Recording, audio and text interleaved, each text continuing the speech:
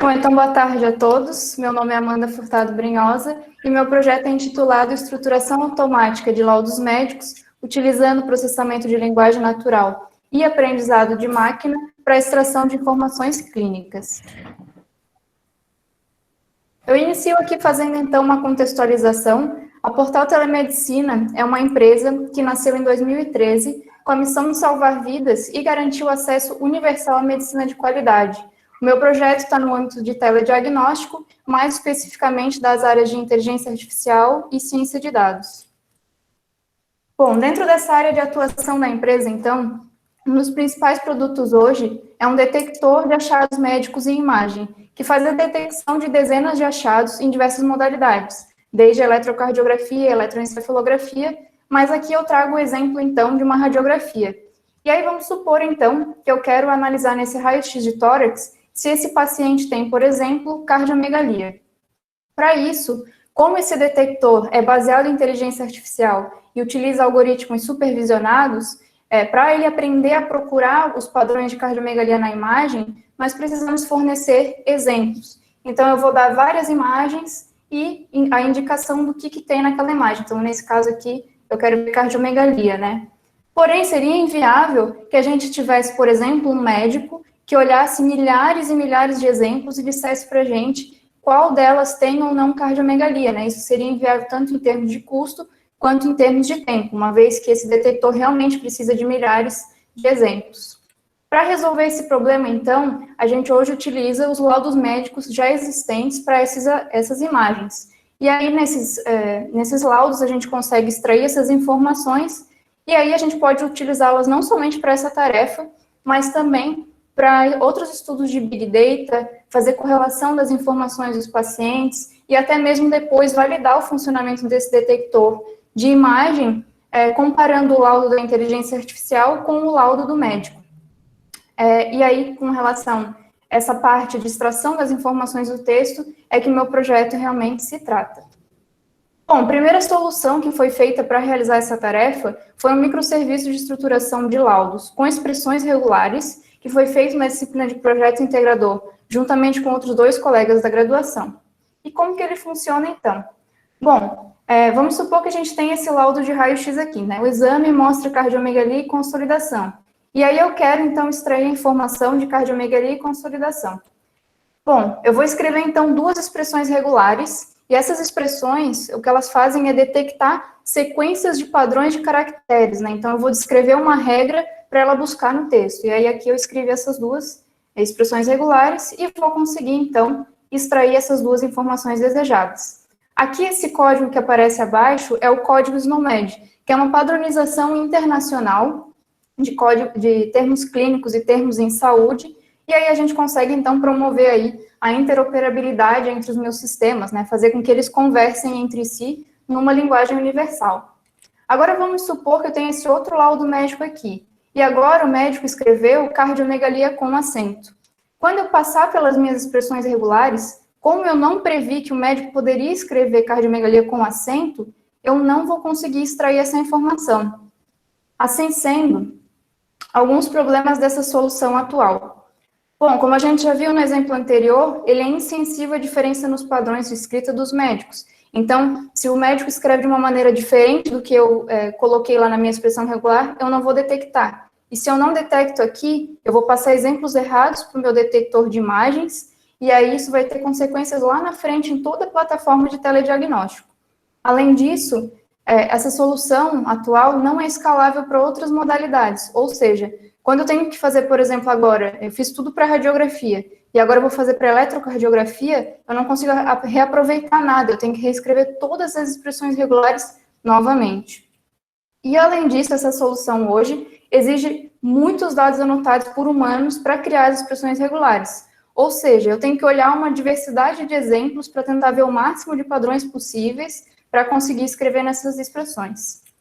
Dessa forma, o objetivo geral do meu projeto foi, então, desenvolver e avaliar algoritmos de estruturação automática desses laudos médicos. Foi focado principalmente no raio-x, devido não somente à pandemia do novo coronavírus, mas também a um projeto de nódulos cancerígenos, tudo isso utilizando processamento de linguagem natural, que aqui é referido como NLP, e aprendizado de máquina, de forma que seja facilmente adaptável posteriormente para outras modalidades médicas. Bom, então a entrada da minha solução é o laudo do médico em texto livre, ou seja, da forma como ele deseja escrever, e a saída tem que ser num formato que seja compatível, né, para que eu possa converter para esse formato desejado.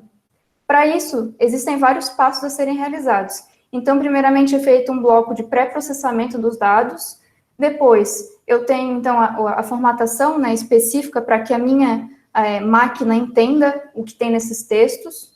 Depois eu tenho a parte de processamento de linguagem natural, onde eu tenho os meus modelos de inteligência artificial, e aí eu vou conseguir, então, extrair esses códigos SNOMED referidos anteriormente. Eu tenho uma etapa de análise de métricas, onde eu vou avaliar o desempenho desses modelos que eu treinei, e depois a gente pode fazer a conversão para esse formato desejado lá do início. Iniciando com o pré-processamento de dados, essa é a parte mais importante do projeto, é ela quem dita como vão funcionar as minhas arquiteturas. Então, eu inicio fazendo uma coleta e análise do meu banco de dados, e aí eu vou analisar, por exemplo, frequência das minhas palavras, que expressões que mais aparecem, que termos mais aparecem.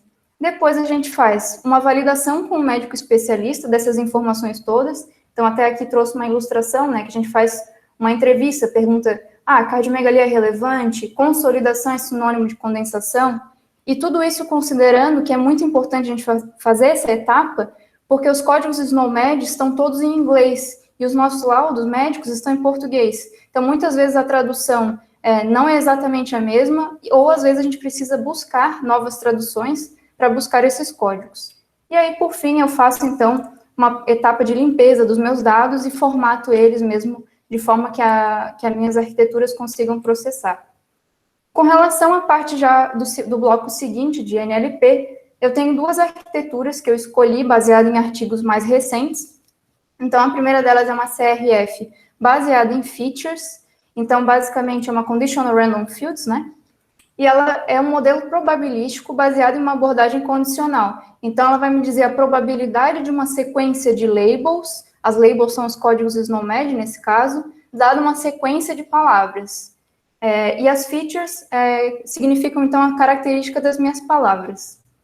No caso da segunda arquitetura, é uma BLSTM-CRF, e ela é uma rede neural. E aí ela vai usar, então, de forma eficiente, tanto as informações de passado e futuro, através dessa configuração que a gente chama de LSTM bidirecional, e ela vai extrair, então, a nível de sentença, os meus códigos SNOMED, utilizando essa CRF.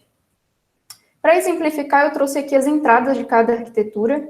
Então, começando com a CRF, como eu falei, ela verifica essa questão das características, né? Então, eu passo para ela um dicionário, né? Isso aqui é um dicionário, e aí eu passo um dicionário que cada palavra tem específico. Então, por exemplo, aqui eu tenho a palavra enfisema que começa o laudo. E aí eu vou olhar, ela começa com letra maiúscula, ou ela tem acento, ou ela é um número. Essas são todas características. E além disso, eu vou olhar para as minhas características imediatamente vizinhas. Então, eu vou olhar sempre para a palavra imediatamente seguinte e atrás também. A outra arquitetura, que é uma rede neural, ela tem basicamente vetores como entrada, e os vetores da entrada são representados por um vocabulário de palavras, então cada palavra desse vetor é um número, e no caso da saída eu tenho um vocabulário específico para as minhas labels, e também vão ser representadas aí por números. Uma outra parte importante foi para tentar contornar o problema lá da gente precisar de muitas anotações dos dados por humanos, né? E aí, para isso, eu usei essa técnica de bootstrapping, que foi baseada especificamente num artigo. E aí, como é que ela funciona, então? Eu inicio o procedimento com um número pequeno de exemplos, nesse caso, eu usei 600 laudos. Depois, eu faço o treinamento de uma CRF com esses 600 exemplos. Aí, eu pego um conjunto maior, que eu vou chamar aqui de unlabeled, que eram de 26 mil laudos, e vou aplicar nesse modelo. Então, ele vai me retornar os códigos SNOMED para aquele conjunto de dados. Daí, eu tenho uma etapa de regras de comparação, e vou ter como resultante o Machine Labeled Corpus. E aí, eu vou fazer a junção desse conjunto do Machine Labeled Corpus com aquele menor inicial, vou treinar um novo modelo de CRF, e aí eu vou fazer esse procedimento repetidamente por um número X de iterações. E cada iteração dessas vai resultar, então, num conjunto desse Machine Labeled Corpus. Com isso, eu consigo, então, criar conjuntos anotados para treinar as minhas arquiteturas a partir de um conjunto pequeno. Uma outra parte, então, era o bloco de análise de métricas, e aí eu escolhi, então, 3 métricas também baseadas em artigos, que é a Precision Recall e a F1 Score, e ainda 2 variações, né? A primeira delas é a micro, então eu vou olhar acertos e erros de forma geral do meu modelo, e a macro, que eu vou olhar métricas por entidade, né, por código SNOMED, e depois eu vou fazer uma média. E aí, um dos objetivos específicos era definir um valor para essas métricas, e eu escolhi que fossem acima de 80%, uma vez que já é uma diretriz da empresa hoje. Como experimentos aqui, então, eu dividi em 3 partes. O objetivo desses experimentos foi, então, tentar entender o funcionamento das minhas arquiteturas, entender os parâmetros, avaliar as métricas e o tempo de treinamento diante de diferentes tamanhos de conjunto de treino. Então, basicamente, a diferença entre esses 3 experimentos é apenas o conjunto de treinamento e os parâmetros. Como resultados desses experimentos? No primeiro deles, eu utilizei um conjunto pequeno, né, aqueles 600 exemplos. Nesse caso, eu obtive métricas acima de 80% somente para a arquitetura CRF, em praticamente todas as configurações de parâmetros. No segundo experimento, que eu fiz com 27 mil exemplos, eu tive métricas acima de 95%. E aqui eu faço um destaque ainda para a CRF, né, que tem diferentes aqui configurações. Eu obtive uma métrica de F1 Score muito semelhante, porém com tempo de treinamento bastante distinto, o que já me aponta algumas questões de otimização, por exemplo. E, por fim, eu tenho o resultado do bootstrapping aplicado, né, aquela técnica, e aí eu avaliei, então, o seguinte: eu apliquei aquele Machine Labeled Corpus de cada iteração nas minhas arquiteturas e verifiquei as suas métricas. Então, aqui eu tenho, né, a rede neural, e esses 2 são algoritmos da CRF. E aí aqui eu destaco, então, que no caso da rede neural, eu tive uma melhoria de aproximadamente 1 a 2%, dependendo da métrica, entre a primeira e a segunda iteração, porém, no caso da CRF, praticamente não houve mudança das métricas entre as iterações. Como aprofundamento dos resultados, eu fiz 2 diferentes análises. A primeira delas foi em relação à análise de robustez. Então, o que eu verifiquei? Se eu acrescentar ou remover acentos, eu vou continuar detectando aquele meu código SNOMED, ou se eu colocar erros de digitação, ou qualquer outro tipo de ruído no meu texto, como que vai se comportar o meu modelo? Nesse caso, eu verifiquei que a rede neural ficou menos robusta em relação à CRF, e, no caso da CRF, ela lidou bem com a questão dos acentos, porém, para erros de digitação, ela ainda precisaria ser melhorada. Mas, uma vez que ela analisa a questão das features, né, das características, ela conseguiu se comportar um pouco melhor nesse sentido. A segunda análise que eu fiz foi com relação à explicabilidade dos modelos, e aí eu fiz somente para a CRF por causa da biblioteca de Python que eu utilizei, e aí ela vai me dizer o seguinte: o que os meus modelos aprenderam, né? Que características eles observaram para fazer o aprendizado. Então, eu vou olhar, por exemplo, aquelas características, né? Ele olhou se aquela palavra estava aparecendo sempre em letras maiúsculas, então aquela foi uma característica importante para ele aprender, por exemplo. E também vai olhar a questão de transições. Então, ele vai olhar sequências que ele achou mais importantes, né? Sequências de palavras que ele deu um peso maior no seu aprendizado. E aí isso também nos dá algumas dicas de melhorias de aperfeiçoamento. A última parte de resultados, então, foi com relação a métricas de pesquisa e desenvolvimento, que também era um objetivo específico do projeto. Eu fiz em 3 diferentes vertentes a minha análise. Então, a primeira de recursos tecnológicos. Eu fiz duas sugestões de mudança. Então, a primeira seria menos drástica e a segunda teria uma mudança maior, porém, visando uma otimização de custos e de operação, né? Pensando tudo que essa estrutura hoje do microserviço atual, né, da solução que já existe, é feita toda em nuvem, então pensou-se numa adaptação dessa infraestrutura para a nova solução. Na vertente seguinte, que era de recursos humanos, eu avaliei, então, quantas pessoas a gente precisaria, por exemplo, para operar a minha solução, e aí eu verifiquei que um integrante consegue manter tranquilamente e consegue ainda treinar novas pessoas para utilizar a solução. E, por fim, eu verifiquei em relação à manutenção dessa nova solução, então, em termos de acrescentar novos códigos SNOMED, para fazer para novas modalidades, que era um problema da solução atual, e também retreinar os meus modelos para um cliente novo.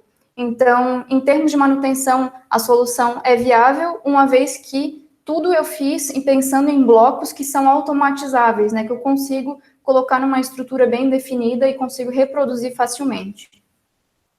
Como conclusões, então? Bom, será possível, sim, substituir gradativamente o meu microserviço de estruturação de laudos atual.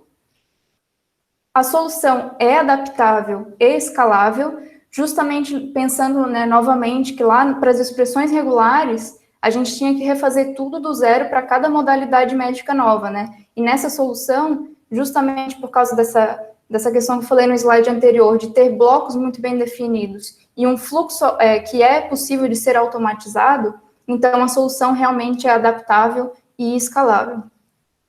Além disso, eu pude propor, então, otimizações de operação e de infraestrutura, também relacionados ao slide que eu apresentei anteriormente, e aí vai de uma escolha da própria empresa sobre qual caminho realmente ela prefere seguir. E aí, dessa forma, pode-se concluir, então, que os objetivos específicos do projeto também foram cumpridos, né, uma vez que estavam relacionados justamente a essa parte de análise de métricas, tanto de desempenho quanto de pesquisa e desenvolvimento. Como sugestões de aperfeiçoamento, aqui eu trouxe apenas 3, mas na monografia eu descrevo algumas mais. Então, a primeira delas seria avaliar as métricas dos meus modelos em um conjunto de dados inédito, ou seja, isso já é, na verdade, o plano, né? Como eu falei lá no início, existe esse projeto para detecção de nódulos cancerígenos, então, a ideia é testar esses modelos nesse conjunto de dados novo, que pertence a um contexto diferente, apesar de ser de radiografia. É um contexto diferente e também pertencente a um grupo de médicos diferente. Então, a gente consegue avaliar melhor esses resultados. Além disso, verificar também qual que seria o mínimo de exemplos para iniciar o procedimento do bootstrapping, né? Como eu falei lá no início, eu inicio o meu procedimento com 600 exemplos, mas o ideal seria a gente ver qual o mínimo possível. E aí também pensando em utilizar dados que sejam anotados por especialista, porque no caso desse projeto, eu tive que contornar, utilizando, então, as expressões regulares para fazer aquele meu conjunto inicial, mas o ideal mesmo seria utilizar um especialista para fazer essa tarefa, né? Apesar de que o especialista faz a validação de todas essas informações que a gente utiliza hoje. E, por fim, fazer uma augmentação dos dados. Então, seria criar novos exemplos, já pensando naquelas melhorias em relação à robustez dos meus modelos, né, para ele começar a lidar melhor com questões de ruídos, de erros de digitação e até de acentuação. Gostaria, então, agora de agradecer a atenção de todos, claro, minha família e os meus amigos por todo o apoio, à Universidade Federal de Santa Catarina e aos meus professores que passaram durante toda a minha trajetória, ao orientador que esteve mais de perto acompanhando esse processo, e, por fim, a Portal Telemedicina e ao meu supervisor, por toda a confiança no meu trabalho e também por me disponibilizar essa oportunidade de projeto. E é isso. Muito obrigada.